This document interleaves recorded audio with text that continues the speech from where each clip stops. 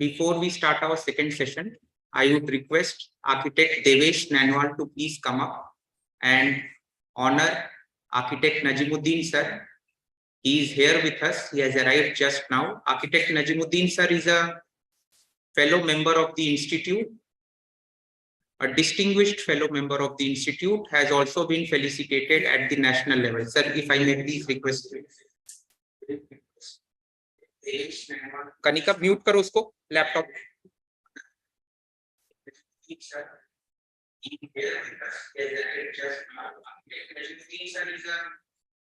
Fellow member of the Institute, a distinguished fellow member of the Institute, has also been felicitated at the national level.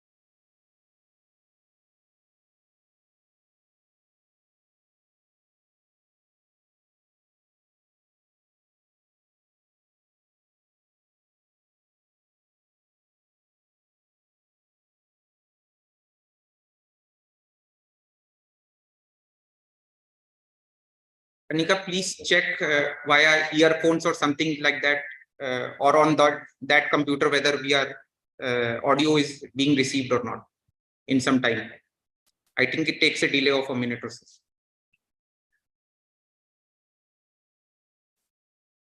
Sorry for the technological hiccups. Our second session for the day is on professional ethics and standards. Architect Puneet Sethi does not need an introduction in the Uttarakhand chapter of IIA and also elsewhere. However, it is my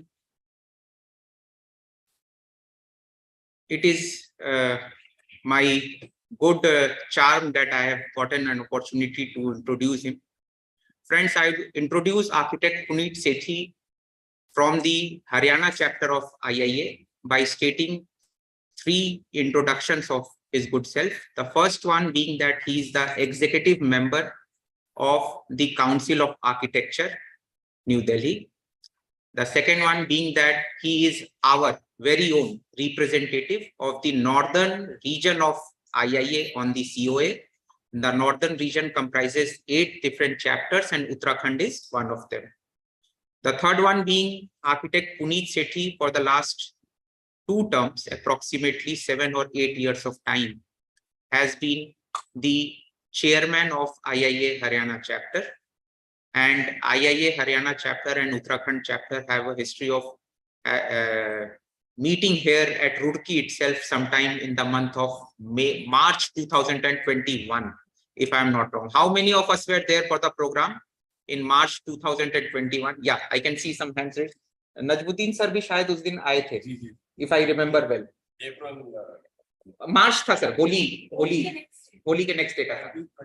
Yeah.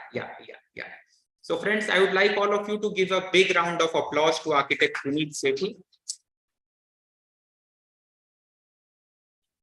My dear colleague, fellow member of the Institute will be here sharing his views on the topic beforehand for the next 30-35 minutes of time. Please give a round of applause to Architect Puneet Sethi.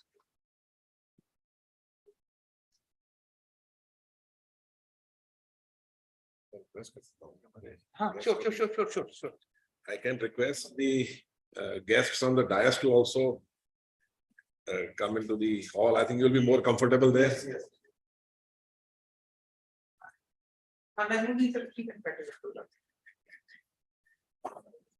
आप सबको मेरी नमस्ते and thank you very much for inviting me here and giving me an opportunity to present before you certain things which are very close to my heart. Certain things which I feel are of paramount importance for all professionals who are sitting here, all professionals who are in the making. I will try and delve upon these issues in a very, very simple manner. Most of these things are known to you. It is not that I'm reinventing anything here, or I'm creating something new. Most of these things are known to you, but I'm just trying to put them in a perspective, just to reinforce the thoughts and the principles that I'm talking about. So, Sidhu Saab ke bhi bahut achhi presentation rahi. It was, very informative. I also learned quite a few things which I was not aware about when it came to fenestration. But आप लोगों ने कुछ terms अगर register किए हो जो इन्होंने इस्तेमाल किए, guiding principles, system, parameters, standard procedures, standardization, quality. These were some of the terms he had used throughout his presentation to elucidate various aspects of the products and the technology that he was talking about. What are these terms after all? What is he trying to, say here? Is something that will also get reflected to when I, deal with what I wish to say. But, just keep all these terminologies at the back of your mind, and you will realize, that this is a subject of paramount importance.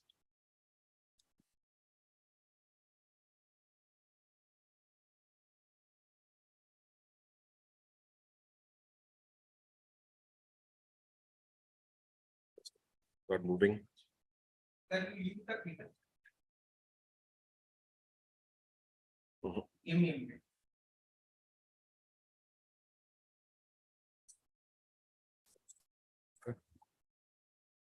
Yes.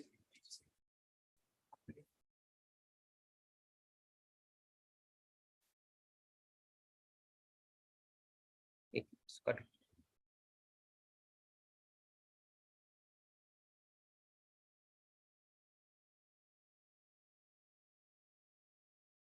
Just check.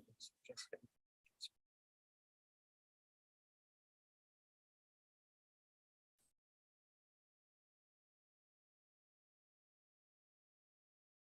Now, and it is moving. Thank you. Just give me a second to just see whether we are sharing the right screen. हाँ, एक minute.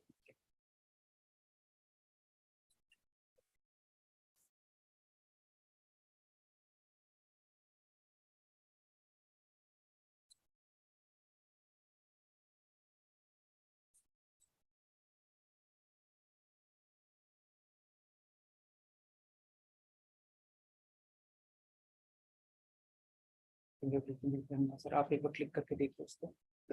Is it working? No.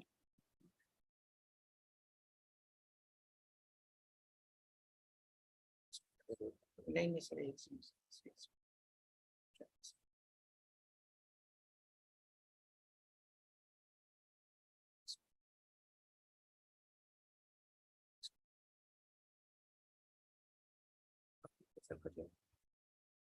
moving.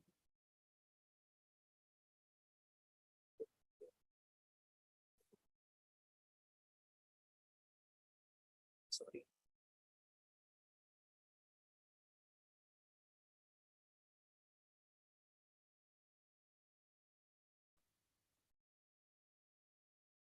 आना पड़ेगा.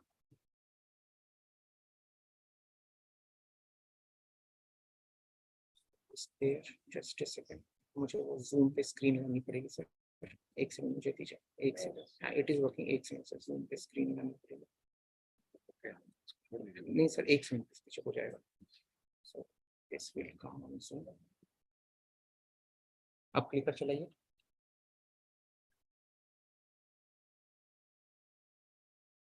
Sir उसके साथ हाँ? उसके साथ वो एक्सपैंड नहीं करेगा. आप इसको चला दो. सर्च को ये नहीं दिखना चाहिए. कोई बात नहीं. नहीं ये तो नहीं दिखेगा लेकिन मुझे स्क्रीन शेयर करनी है. एक मिनट. तो शेयर करो. एक मिनट रुकिए. स्लाइड्स एग्जीक्यूट कर रहे हैं.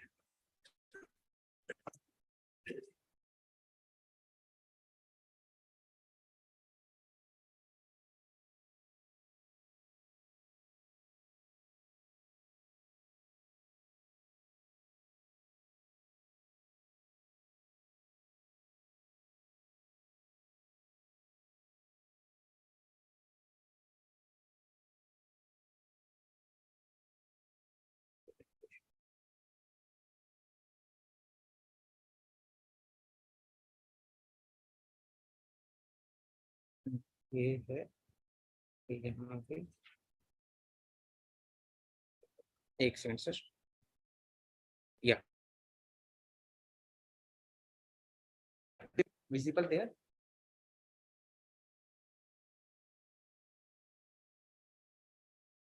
Just give us a minute or two, sir. Sorry, it happens.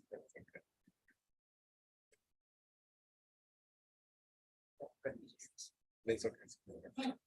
Yes. Sorry for the small hiccup. We are all sorted and ready to go. Okay, so we are all part of the profession of architecture. And there are 4 attributes, I think, which make us different from everybody else. And I think it's very important for all of you to understand, what these 4 things are. Number 1, architecture is a social art that touches all human beings at all levels of their existence. Now, this is a very important aspect at the starting point, which I'm trying to profess here, that whatever we do affects human beings at all levels of their existence. And we encompass all 4 major fields of human endeavor, including humanities, science, art, and technology. So it's nothing that we are not going to be touching upon. We take all of these 4 together. In our country, we are a regulated profession, which means there is a Council of Architecture, there is an Architects Act under which we all work. And we are also governed by a uniform practice code. So these are 4 very important aspects for any architect to understand while you are, practicing in India. Just to take the point forward, who is a professional? We use this terminology very often, professional. Who is a professional? Let's understand that. Somebody who possesses very specific education, training, knowledge, and skills, and can do a particular task that is assigned to him, which means everybody cannot do architecture. That's a very simple, straightforward point. So what are professional ethics and standards? Basic definitions. These are personal, social, organizational, and corporate ideologies of behavior. It's all about our behavior, how we behave. These are mandatory competency for a professional. It is not optional. Professional ethics and standards are not optional for anybody. They are mandatory. That distinguishes professionals from others in the marketplace. Many a times you come across a person who does the job beautifully well. He may not be he might just be an electrician who's come to do a repair work in your house, but he's done it very nicely in the promised amount of time, in the amount of money that he thought, he will charge you. So you say, he's done a very good job, बहुत professional व्यक्ति है. And on the contrary, अगर कोई आदमी आपका काम अच्छी तरह से नहीं करता है, ना समय पे करता है, ना ढंग से करता है, ना उतने पैसे में करता है जितना उसने कहा था आपको, तो you always make this comparison कि very unprofessional person. So professionalism is something that distinguishes others and professionals in the marketplace. And it's all about development of reasonable standards to decide what is right and what is wrong. They are nothing but moral beliefs to decide what is decent and honorable. So it is a moral issue. It is not something purely legal. It's a moral issue. And they are normative rules of conduct which designate our actions or outcomes as good, desirable, or permissible, and on the contrary, as bad, undesirable, and impermissible.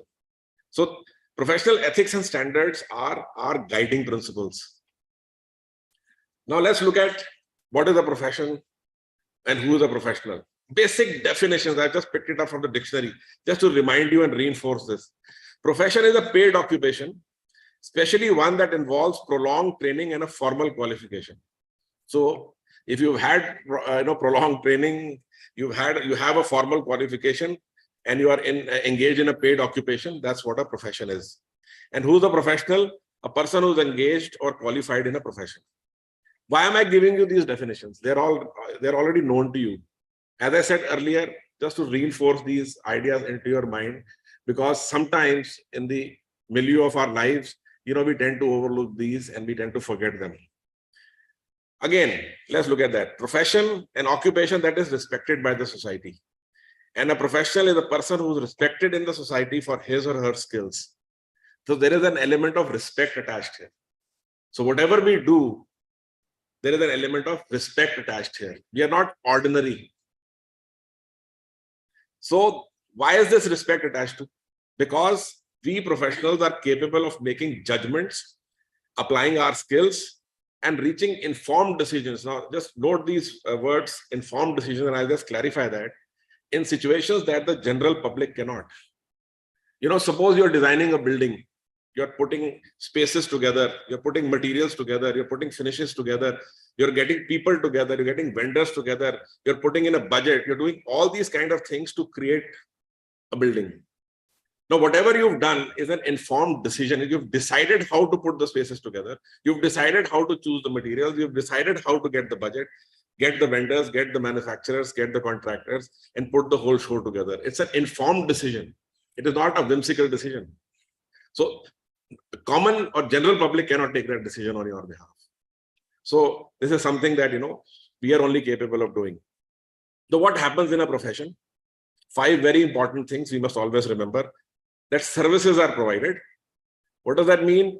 That there is no manufacturing or trade of goods or products. So many a times we are also engaged in, while we might be doing design and build kind of things.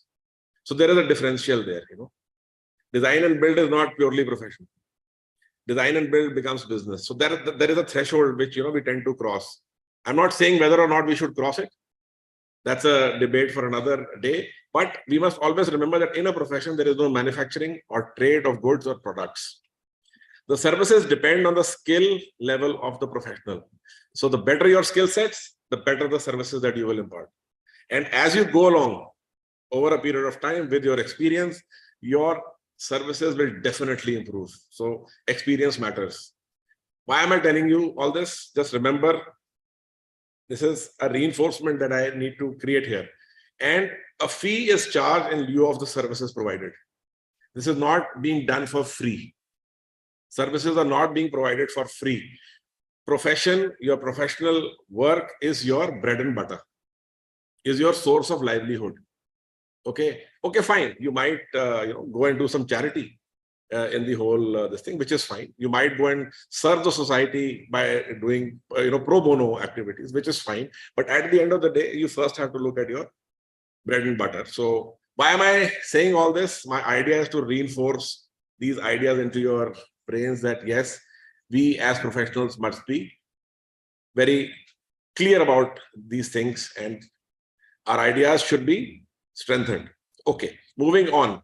What are professional ethics and standards? Very quick definitions. Very simple. Moral principles that govern our behavior. And a branch of knowledge that deals with moral principles. So ethics are nothing but moral principles. What are standards? We talked about so many standards. Sidhu Saab also we mentioned. Various codes he mentioned. A level of quality or attainment. That's a standard. What do you want to attain? And something which is used as a measure or a norm or a model or a yardstick in comparative evaluation. So if we are comparing two products, which is better, which is not better, which comes up to which standard, which does not come up to what standard. These are what standards and ethics are. Simple things known to you. Historically speaking, the word professionalism perhaps was coined somewhere around 1675 and was applied to the 3 learned professions of divinity, law, and medicine, and was also applied to the military. Professional ethics encompass the personal and corporate standards of ideology, as I told you earlier, and the use of specialist knowledge and skills of a professional while providing a service to the public is a moral issue, and that is what is called professional ethics. So something that I have already talked about, they govern the conduct of our behavior. That's very important for us to understand. Unlike values, professional ethics and standards are often codified as a set of rules which a particular group of people engaged in a profession adhere to.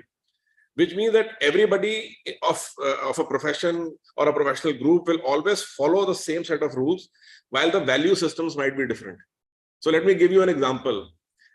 For example, if you were to design somebody's bedroom, okay, 50 of us sitting in this room will come up with 50 different bedroom designs, 50 different layouts. But all of us will be guided by what? Our building rules. So we know, okay, what is the minimum area of the bedroom that we need to provide? What is the minimum height? What is the minimum width of the door? What is the minimum amount of light and ventilation required? And so on and so forth. What is the kind of minimum, quality of finish that you need to give for a particular bedroom? What is the amount of illumination required and so on? All of us will be meeting these standards. But our value systems will help us in designing this bedroom in 50 different ways. That's the difference. So that does not mean that any of these set of rules that we talk about have any limitation on our creativity. Our creativity can still continue to happen the way we want it. Many a times, youngsters, they confuse a set of rules as a limitation to our creativity, which is not the case. Some heavy words here, yes, important for us to understand. Honesty, trustworthiness, transparency, objectivity, accountability, confidentiality, respect, adherence to law and loyalty are all things that are expected out of professionals, and that's what professional organizations expect from us. And these professional organizations also enforce a code of conduct for members to follow to prevent the exploitation of the client and to preserve the integrity and reputation of the profession. I'll be elaborating on this a little while from now. Professions are always regulated by statutory bodies, and they provide professional ethical standards that the members have to follow. And whenever there is a failure to comply with these standards, that can invite disciplinary action. That can happen for architects also, it happens for doctors, lawyers, engineers, everybody. And the biggest important thing is it maintains the public's trust in the profession. Now, all these things are interlinked. Okay. What is this code of conduct that any professional organization will lay down for us? Let's look at that definition. And we are all bound by a professional code of conduct, which is laid down by the Council of Architecture. This is basically principles, values, standards, or rules of behavior that guide the decisions, procedures, and systems of members of an organization. These are all the terminologies which Sidhu Sahab was also using a little while ago. He was talking about manufacturing of doors and windows. But here we are talking about rendering of services.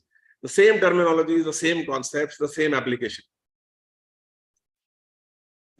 Now, what does this do? It contributes to the welfare of its key stakeholders and respects the rights of all constituents affected by its operations. Can somebody in the hall tell me who could be the key stakeholders of architectural, of our profession? Who are the key stakeholders? Or who are the people who are affected by our operations? Can somebody tell me? Can you think of some key stakeholders? Anybody? You may not be able to come up with 10, maybe you can come up with 1 or 2. Who could be the key stakeholder of our profession, of our work? The client, okay. That's client. The person who's hiring the service is the client. Can you think of anything else? General public who uses the building. End user, okay. End user, client, building, public, all that is related. The society, yes. So who are these key stakeholders? Very good. Number 1 is public. Now, public necessarily may not be the client. Okay. This hotel that we are sitting in, the client was somebody else who got this hotel built. Who's using it? We, as public. So whether or not this has been done to our comfort and our requirement is something that we can evaluate. So public, how does the public benefit from a code of conduct about which they are not affected directly? Because the public knows that yes, their affairs will be looked into by a group of people who are working under some set of rules and regulations. So which means they have faith in the profession. So the public will always have faith in the profession if they know, yes, that this is being done according to some rules. Clients come number 2, because now the clients, how do the clients benefit from a code of conduct?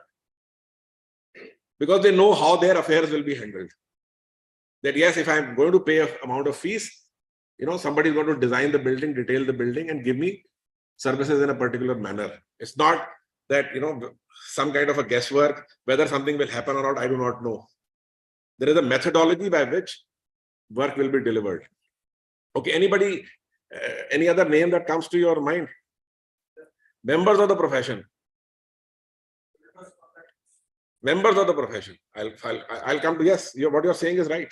Even that's there in the list. Members of the profession mean all of us sitting here.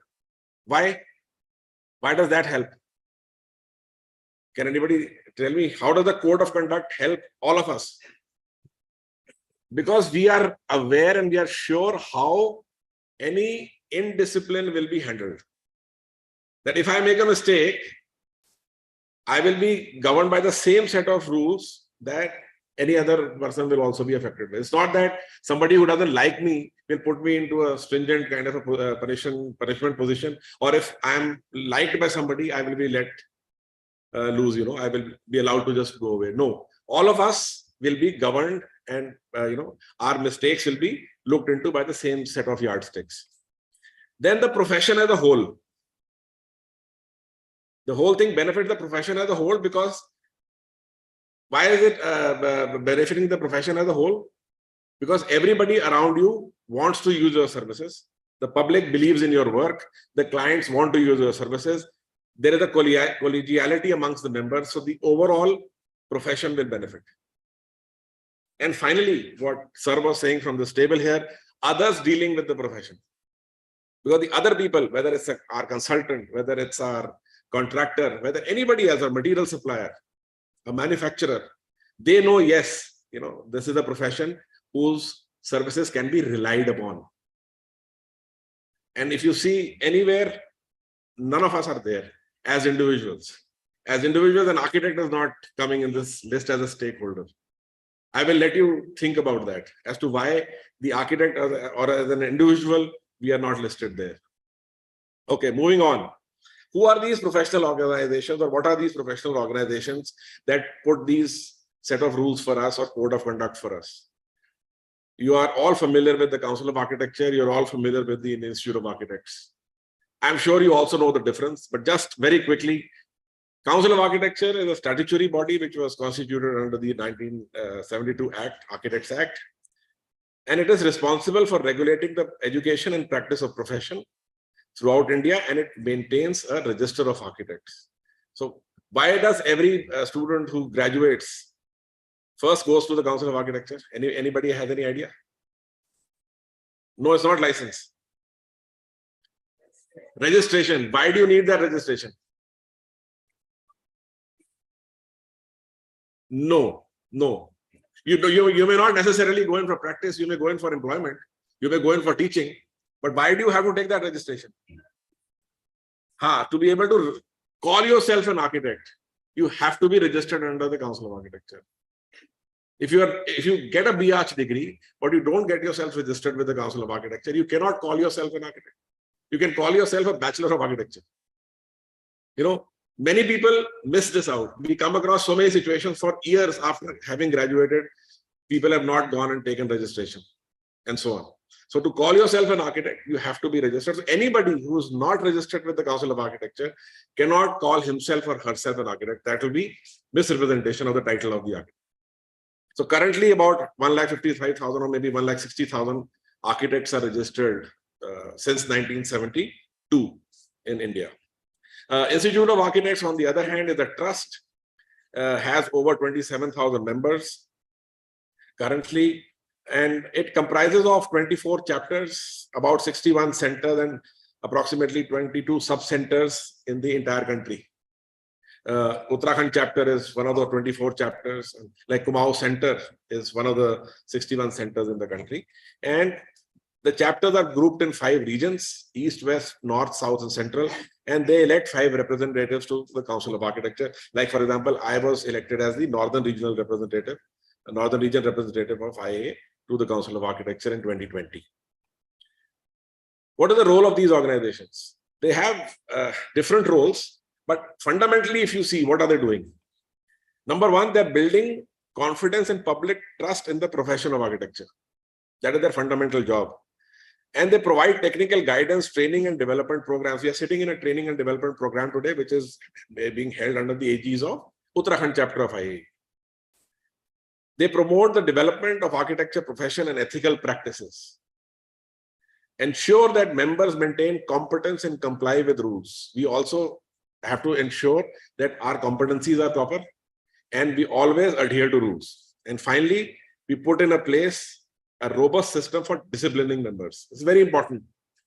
Members have to perform in a disciplined manner.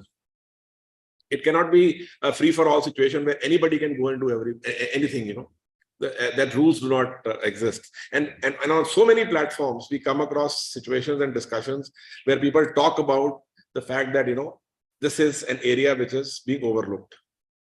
Not by everybody, but by some, and needs to be strengthened. And that is why, you know, I get encouraged to, you know, talk about topics of this kind. Okay.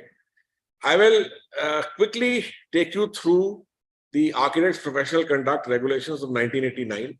They were, you know, published in the Gazette of India in 1989. That is what is applicable to all of us. Many of us would have read them at the college level when professional practice was taught. Maybe after that, we completely forgot about it. Some of us may still be referring to it, which is good. And if you are not, I would strongly recommend you should. I'm not getting into the details. I'm not going to be talking about what is written in there. But very quickly, just to remind you, you know, these are standards of professional conduct and self-discipline for architects. There's nothing else but standard of professional conduct and self-discipline. Thank you, sir. We must remember as a preamble that, you know, architecture calls for men of integrity, business capacity, and artistic ability. And our honesty of purpose must always be above suspicion. That is what is expected out of us. We have to act as a professional advisor. And our advice must always be disinterested, which means there should be no conflict of interest. And it is our moral responsibility, not only towards our profession, but also towards our associates and subordinates. And finally, we have obligations to the public and to related professionals. We are not only self-centered. It's not about us. It's about everybody else. That is the difference. It's not about me. It's about you all. And that is the point that I wish to, you know, drive home. There are some keywords that I will talk about which define what the regulations say: integrity and fairness.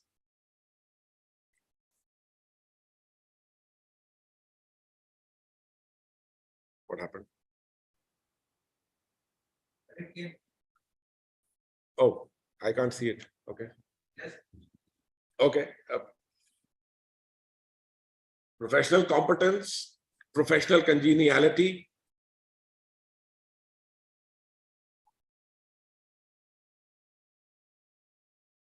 Gifts, something is wrong.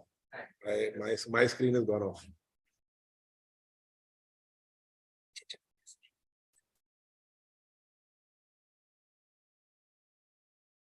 Mm-hmm.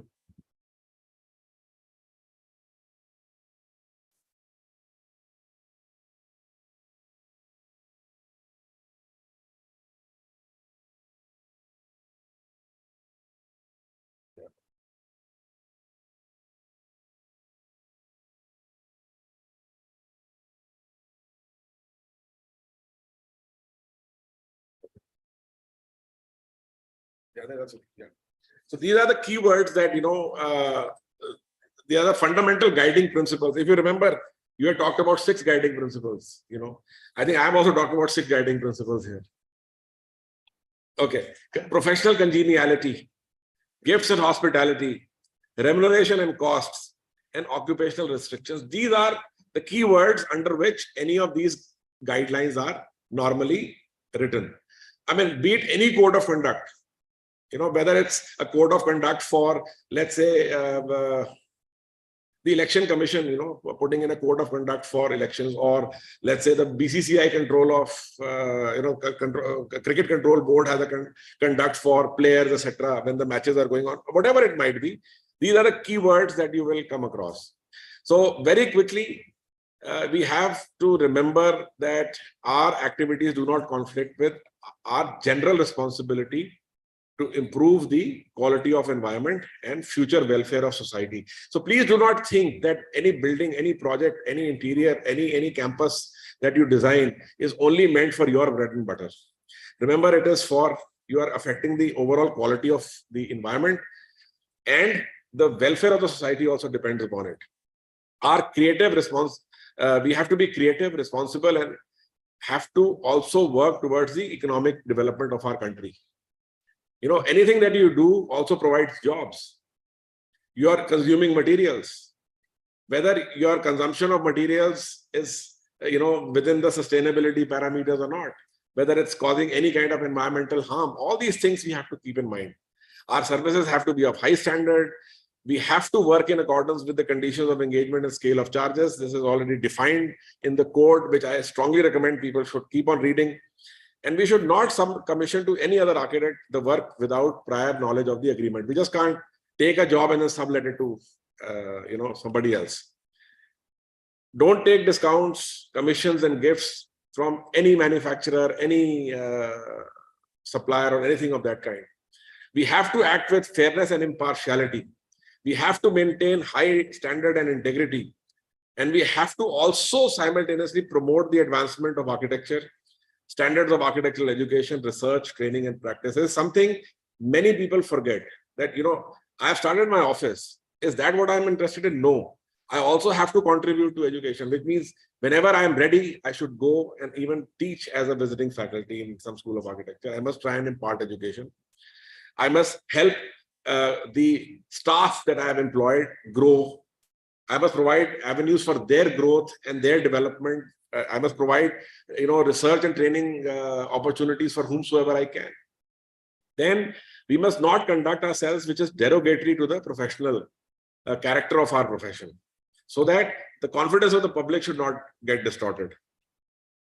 And must always compete fairly with other architects. There is always this debate about, if I don't do this, somebody else will do it. Or if I'm charging, a proper fee, somebody else is not charging a proper fee. So why should I charge, a good bit of fees? This debate, this conflict, we have to come out of it. We must not accept a project when we know that some other architect is working. We were discussing this when I was coming from the railway station to the hotel with our friend. And, something that recently happened with me, a court, asked me to take a project. But the moment I was appointed, the first thing I did before I started the project, I contacted the architect who was already working on it. Went and met him. I did not call him to my office. I went and met him. I said, no, I'm coming and meeting you because you've already worked on this project. I would like to understand from you why and what has gone wrong. It is our responsibility. And whenever you work in any other country, you also have to observe whatever the rules and regulations are there in those countries. You have to provide for your employees, associates, and consultants a proper working environment. You have to pay them properly and also promote their professional development.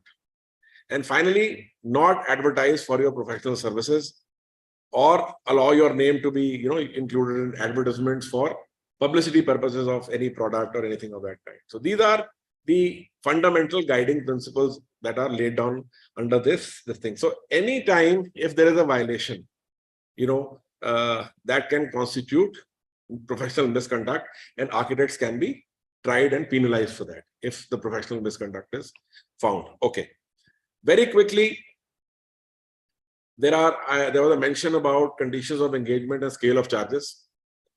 Now, I would strongly recommend, if you've not read, please, read this. It talks about very comprehensively about 4 kinds of projects that architects are normally involved with: architectural services, urban design, landscape architecture, and interior architecture. What do these things talk about? They talk about the scope of work, the schedule of services, the professional fee to be charged, schedule of payments, how the payments will be paid, documentation and communication charges, if any, reimbursable expenses. What are the responsibilities of the client? What is the role and responsibility of the architect? How the assignment will be executed? What is the time schedule? How the architect or the client will be indemnified? what is the ownership of copyright, how the agreement can be terminated, what are the interpretations, the arbitration, and the letter of appointment. These are all part of the conditions of engagement and scale of charges, which are very elaborately explained. And I think it's very important for all of us to understand. But I will definitely pick up one item, which was the last one, which is the letter of appointment, which is something I think very critical. And most youngsters today, miss out on this. See, please understand that letter of appointment is a work order. It's basically a work order and a written agreement that describes the business relationship between the client and the architect. It details the scope of the terms, agreement, costs, etc., details the services to be delivered, and is binding in a business deal. So this letter of appointment is a must. Do not work without it. Whenever you start a project, always insist on a letter of appointment. Why? What are the advantages? Number one, you set expectations for the client. So the client now knows what is he going to get. It is not that you're going to, that he thinks that you promised him the moon. No, that is not what is happening. You've defined what is that going to be, that you're going to do for him. And you have also described the costs that are involved, which are not covered in the agreement. You also set boundaries on the work that is to be expected to be performed. If somebody said, okay, please design this hotel for me. And tomorrow he says, oh, you did not do the NXC building for me. Where was it written? Where was it agreed? So if these things are written, then everybody is sure as to what is to be done. And it also reminds the client about the scope of the agreement. So terms of engagement that you can always put in your letter of appointment are the services to be provided, financial engagements, disbursement of fees and expenses, applicable taxes, confidentiality, termination of contract, the various timelines that are there, the responsibilities of each other, any expert consultant that you might have to hire from outside for landscape, structure, MEP, anything that is required, and what would be the terms, and if there is any change of scope in the whole thing. The Council of Architecture, in 2020 had come out, had come out with a manual of architectural practice called the MAP. It comes in 5 volumes. Now, this is not a gazetted document, but it's a very expansive document on how architectural practice has changed over a period of time, because the last gazetted document is from 1989. In fact, the year that I graduated is about 35 years ago. So this is a state-of-the-art, futuristic document. I would strongly recommend people should understand, because it details out how things can be done. So just to reach the conclusion part, the do's and don'ts for architects, what are they? Do not work without a work order. This is also coming from experience. I'm talking from experience. Do not work without a work order, no matter what. Don't take verbal. If you don't take a work order, at least take an email or take a message which says that, yes, you are being commissioned. Refrain from misrepresenting your qualifications. If you are not capable of doing something, you're not qualified to do something, do not do that. Refrain from associating with other people who are not ethical. You might be a very ethical person, but if you associate with somebody who believes in unethical practices, that is going to harm you. Do not criticize the work of another professional. Ensure mutual cooperation amongst members of a team. It's all about teamwork. Buildings, infrastructure, architecture is all about teamwork. It is not a one-man job. It's not a one-man show. Conduct should not be detrimental to the reputation of the profession. Anything that you do should not bring a bad name to the profession of architecture. We have to observe integrity and fair play amongst all the stakeholders. Refrain from entertaining a client who has already engaged another architect. If you come to know that somebody else has been engaged, please refrain from entertaining this client unless he is able to produce a no objection certificate from the previous architect. We cannot stop somebody from changing an architect, but then there is a methodology. There is an ethic involved there. Steer clear of situations where interest and duty clash. If there is any conflict of interest, please do not get into it and conduct yourself in a professional manner. So the entire concept of professionalism that I'm talking about, comes in here. You have to conduct yourself in a professional manner. So to conclude, please remember that professional ethics will always be a continuous process. Society will keep on reviewing the behavior, because our standards are changing, our society keeps on evolving. What is ethical today may be viewed in a different manner tomorrow. That can always happen. Rules and regulations will change. New set of laws will come in against which, all these things can get modified. So it is a continuous process. The rules that govern ethics stipulate explicitly the accepted policies. So anything that we are doing, whatever the accepted policies are, that is what these governing rules are all about. They are all about our statutory obligations. We have to have understanding as professionals of our responsibility. We have to continue to improve our expertise. We must continue to improve ourselves through professional development programs. Like, for example, this workshop that is happening here today is going to increase our intellectual level and our expertise or our knowledge base. All these things are important, and we have to encourage others to follow updates in the industry. So I'm thankful to IIA that it is encouraging this group of people to follow some updates in the industry. And ethical guidelines always assist professionals in making appropriate decisions, especially when there is an ethical dilemma. Now, if you are in a situation, many times you come up in a situation where your client wants to break the rule. No, doesn't matter, we'll do extra coverage. Now, that's an ethical dilemma which most architects have to undergo. So what do you do in that case? This is where your professionalism, your code of conduct will help you in understanding how to handle ethical dilemma. So I suggest, at the end that you keep asking yourselves some few triggering questions. Just keep this at the back of your mind whenever you have free time. How do my actions look to my peers? That's a question you can ask yourself. Do people trust me? And if not, why not? Why don't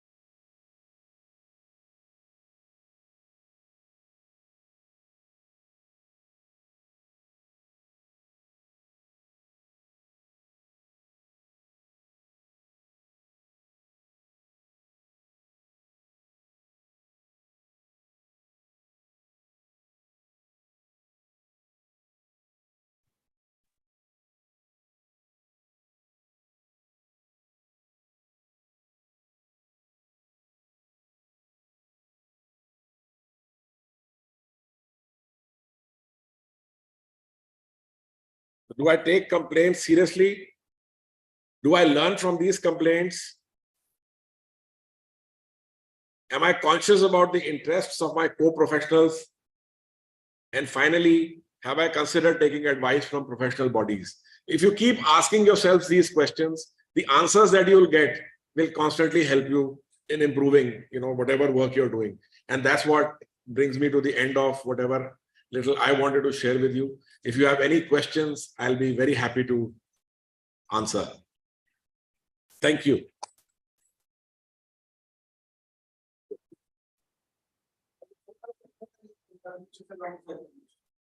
Mike.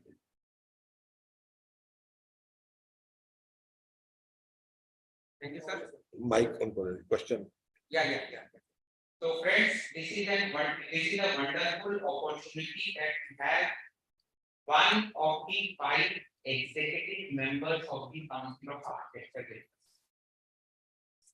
I wish those amongst you who wish to know the council, its working at a much closer level, interact with architect Puneet Sethi sir. I hope all of you know that the council is composed of 53 members. And amongst those 53 members, we have a president, a vice president, as well as 5 executive members. Now, these 5 plus 2, 7 members are involved into the day-to-day functioning requirements of the Council of Architecture. Let me say these are the actors main stage. Let me say these are the actors center stage. So it's a wonderful opportunity we have thanks to the Indian Institute of Architecture, which has kind of acted as a bridge between the council and us all members present here. I would like any of you who have a question to kindly stand up, raise your hand, whatever you feel comfortable with. Please introduce yourself and pose your all CUDA point straightforward question. After that, we will launch our newsletter for the day and we will click for that. So anybody who has a question, yeah, please let me come here.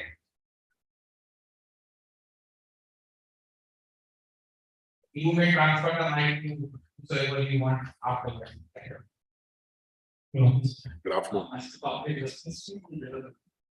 So my question is, why isn't COA able to establish a mandate wherein all the licensees or the building surveyors are limited to design buildings less than 100 square meters of floor? Why is the council not able to limit the The thing of the- purview of the building surveyors or the licensees. given by various municipal authorities? Yes. Okay. And Now, it's not universal for every state. No? see, number one, thanks for that question. See, number one, building is a state subject. So every state has its own building code and so on and so forth. Yes, many states allow non-architects also to sanction building plans and sign on building plans. At various intervals, the council has been taking this issue up with the government that, you know, this thing should not be done because these people are not architects. But we must also remember that currently, because of the Supreme Court order of March 2020, where it is said that, while the title of architect is protected under the Architects Act, anybody can provide architectural services. Okay, so that's an area, which can only be done if the law can change or the act can be amended to protect the architectural services. The architectural services are not protected under the act. The title of the architect is protected. So it is, I think, also the role of an organization like IIA to, at the state level, keep on deliberating with the authorities to try and see how these things can be limited.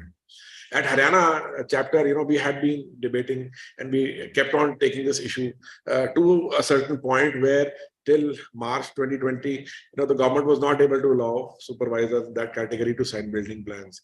But after that Supreme Court judgment, then, it was possible for the government to do that. But we have been, resisting that at all possible levels. See, we also have to remember that while somebody is capable of rendering architectural services, it is also for the society to understand whether or not those services being rendered by a non-architect are good enough for them or not. So that is why it is very important for everybody sitting here to understand that if we conduct ourselves professionally, according to the way we have been trained, to take informed decisions for the people, which those people have not been, then that differential has to be seen.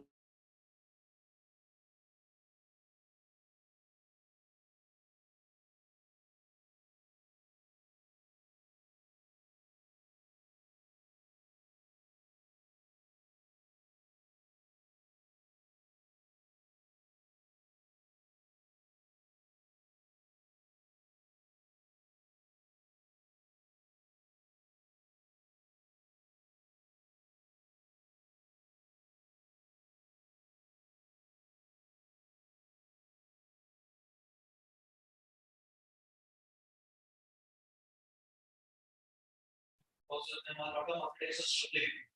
So why isn't proper legal action taking this? See, there are 2 or 3 ways of answer. What is your next question? I will take the second question. So second question is like why the architects are not allowed to do a proper advertising? Why they are not allowed to do proper advertising? Okay, I'll answer these 2 questions. See, number one, the scale of charges that have been given by the Council of Architecture are recommendatory in nature. They are not mandatory. That's point number one.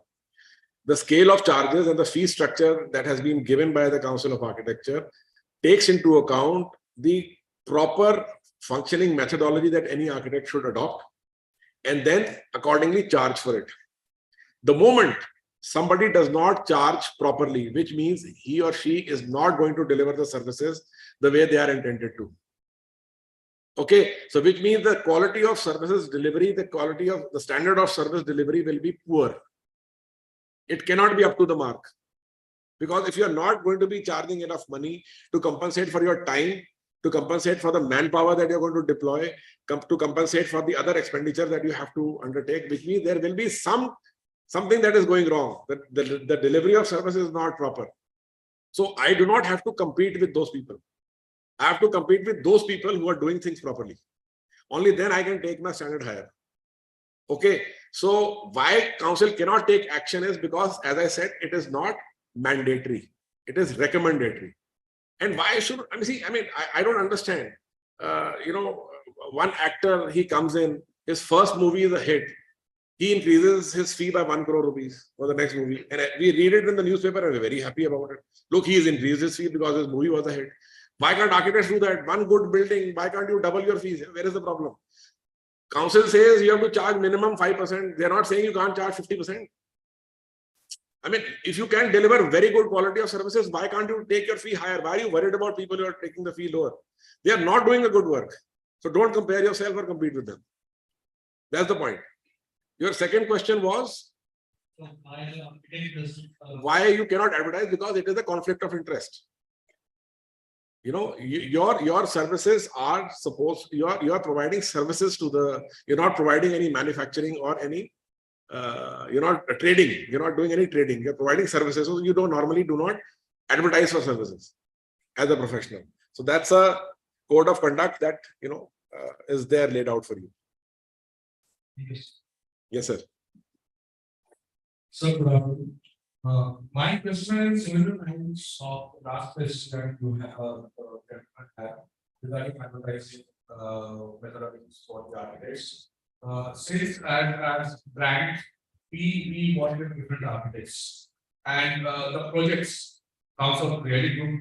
So, what is the limitations or the possibilities that, as we know, architects cannot endorse brands, which is very true.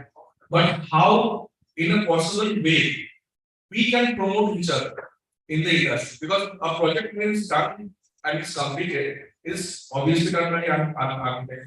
The brands have already done the execution part. So, say for example, if you are making a photo shoot or a testimonial shoot of the architect along with the client or the happy client, what are the limitations or the possibilities of this? See, we have to just look at the fact that there is a conflict of interest law. For example, there may be 5 manufacturers of aluminum doors and window systems. Okay. And I'm not saying that any of them is lesser than the other. They may be coming up to all the parameters and standards that are there, both their quality, services, everything. Now, I have used one particular product in one project. I could have used another one in another project. And I'm free to recommend or use any product. And the choice of product is based on so many other parameters, not only my personal decision, the budget, what the client's preferences are, what suits the project, and so on and so forth. So by endorsing a particular brand, then I get into a situation of conflict whereby I'm now saying that the others are not equivalent to this. That is where the problem is. Sir, but in Because, case, and this is because there is a code of conduct that is there for us. Anybody else who is there in the market, who is not governed under the code of conduct, is free to do that. so, say for example, if you are making a project, maybe done by some architect. So if you can do a shoot of the building, you cannot mention the architect. You can mention the name of the architect who's done the building. The building name credit will go to the architect only, no? Yes. If I have designed this hotel, and if you're doing the shoot saying that, okay, this is my, this thing here, this hotel Sarovar designed by architect so and so. So there is no limitation. That how can that be a limitation? You are only giving credit to the person who has designed that building. Yes. But if that architect is trying to in the advertisement trying to endorse saying that no, please use so and so brand because I've used it here, that is incorrect. Understood. Thanks. Anybody else has? Yeah, please. One last question, I guess. Yes, sir. Yeah, please. Okay. नीचे से block press करिए आईने उस पे speaker नहीं लगाया आवाज आ रही है आपको जी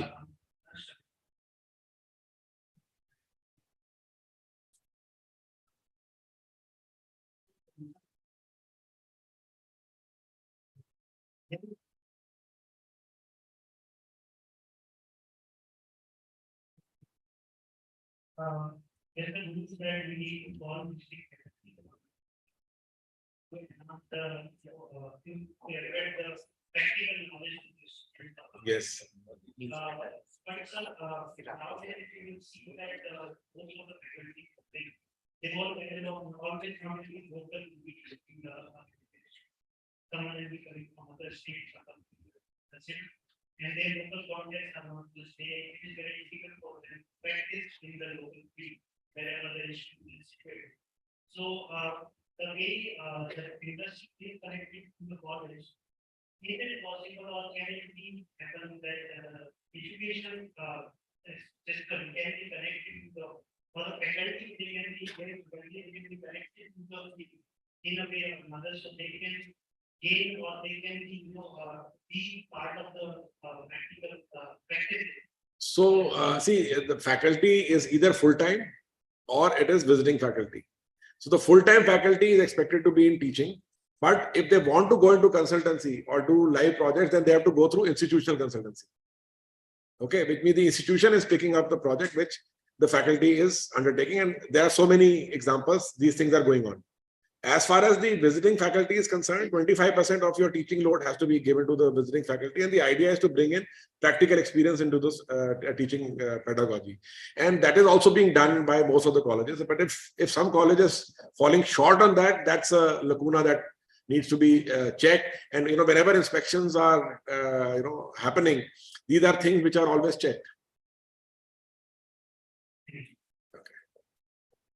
Thank you, ladies and gentlemen, for hearing me out and for these questions. And thank you, Uttarakhand chapter, for inviting me here once again. Thank you.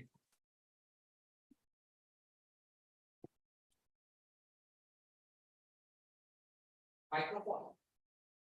Yes, Kiran. Oh, microphone.